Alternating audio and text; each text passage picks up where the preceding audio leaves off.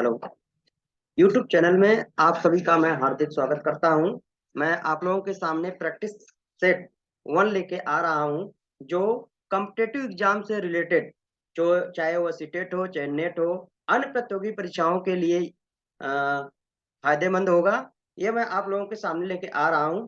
मैं इसी वाणी को आगे बढ़ाते हुए मैं सीधे प्रश्न पे आ रहा हूं। सबसे पहला प्रश्न हमारा है, निम्नलिखित में से निम्नलिखित में से कौन सा व्यक्ति को एक चिकित्सीय स्थिति के दौरान एक भूमिका को निभाने के लिए कहा जाता है? निम्नलिखित में से कौन सा व्यक्ति व्यक्ति એટલે जो क्लाइंट है, जो मार्गदर्शन लेने वाला, जो काउंसलिंग करने वाला, उसकी बात हो रही है। तो वह एक चिकित्सक के रूप में किसकी भूमिका निभाता है? नंबर एक, कार्ल्स कार्ल्स जंग, Carl's Rogers, Sigmund fryer, George केली। तो इसमें से सही राइटर होगा कार्ल्स रोजर्स। तो इसमें सही उत्तर हो जाएगा, क्या हो जाएगा? Carl's Rogers. हम हाँ, क्वेश्चन नंबर बी सही, राइट। अब आगे देखते हैं। अगला क्वेश्चन है, निम्नलिखित में से कौन सा तरीका है जिसमें कि शिक्षक विद्यालयी शिक्षा में विशेष आवश्यकता वाले बालकों का मार्गदर्शन कर सकते हैं? कौन ऐसा तरीका है जिसमें शिक्षक विद्यालयी शिक्षा यानी स्कूल एजुकेशन में विशेष आवश्यकता वाले, यानी जो नीड फॉर चाइल्ड हैं, जो स्पेशल बच्चे हैं, उनके लिए मार्गदर्शन करना चाहता है, तो उसके लिए कौन सा उपाय उचित होगा? देखते हैं। नंबर एक है अधिक चुनौतीपूर्ण कार्य देना। क्या बच्चों को आप अधिक चुनौतीपूर्ण कार्य देंगे, या अधिक परीक्षण देना, सहयोग और सुझाव देना, अधिक गृह कार्य प्रदान करना? इसमें आपको कौन सा मार्गदर्शन कर सकते हैं? तो उसके लिए विद्यालय शिक्षा में बच्चे के लिए देखते हैं कि कौन सा उत्तर सही होगा।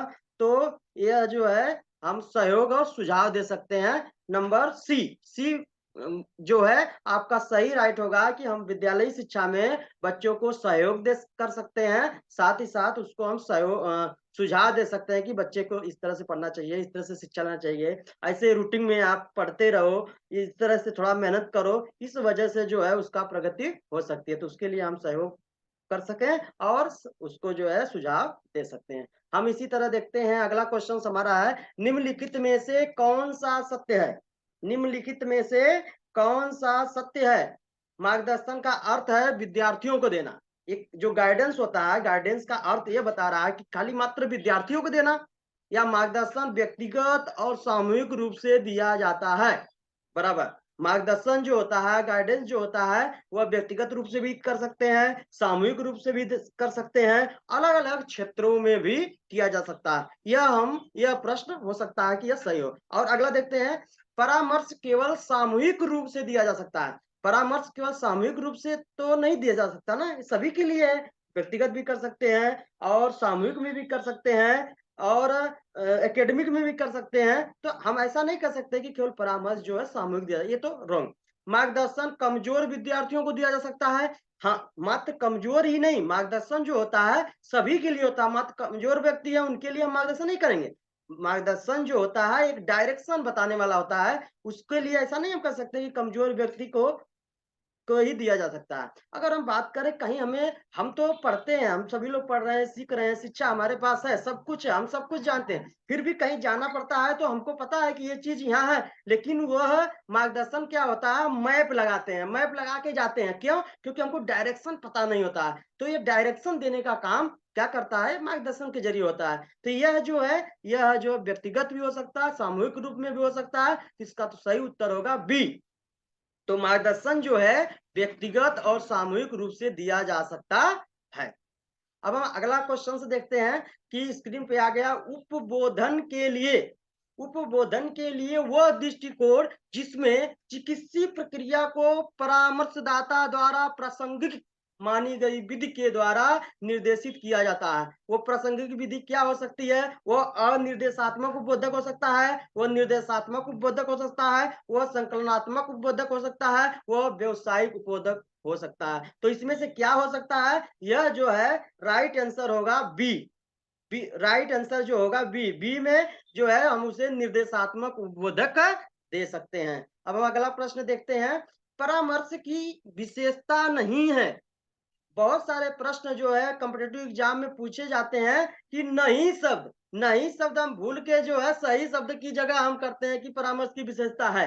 तो नहीं शब्द ऐसा शब्द है जो छिपा रहता है, जिसको हम भूल जाते हैं, ये बहुत बड़ी गलती है। तो इसमें प्रश्न क्या पड़ रहा है? कहते हैं भाव में अर्थ छिपा है। अगर हम भाव सुसंगठित सुव्यवस्थित तरीके से अगर नहीं पढ़े, अगर तुम थोड़ा से भी मैच हुआ तो हमारा उत्तर तुरंत हो जाता है रॉन्ग। तो इसके लिए हमें क्या करना पड़ेगा? पहले हम प्रश्न को पढ़ेंगे। प्रश्न क्या कह रहा है? परामर्श की एक विशेषता नहीं है। नंबर एक पर्यावरण का निर्माण करना, मुक्त अभिव्यक्ति का असर जो है, परामर्शदाता की भागीदारी, व्यक्तिगत साक्षात्कार। तो इसमें से क्या हो सकता है? इसमें जो उत्तर होगा, जो व्यक्तिगत साक्षात्कार है, यही परामर्श की विशेषता नहीं है। बाकी पर्यावरण का निर्माण करना, मुक्त व्यक्ति का असर, परामर्शदाता की भागीदारी, ये सारा चीज जो है इसमें जो है इसकी विशेषता है। जो व्यक्तिगत साक्षात्कार है, यही जो इसकी विशेषता नहीं है। अगला प्रश्न देखते हैं।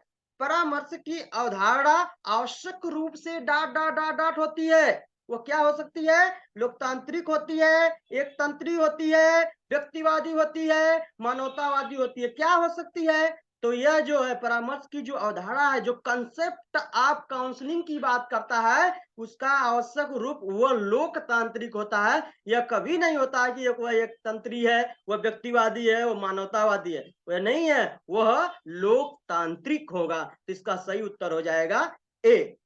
फिर अगला हम प्रश्न देखते हैं। अगला स्क्रीन पे आ रहा है। एक छात्र विश्वविद्यालय से, प्रश्न सुनिएगा, एक छात्र विश्वविद्यालय से स्नातक किया है। एक छात्र विश्वविद्यालय से स्नातक किया है, वह शिक्षा की धारा का चुनाव करना चाहता है, तो उसे किस प्रकार का मार्गदर्शन आवश्यक है?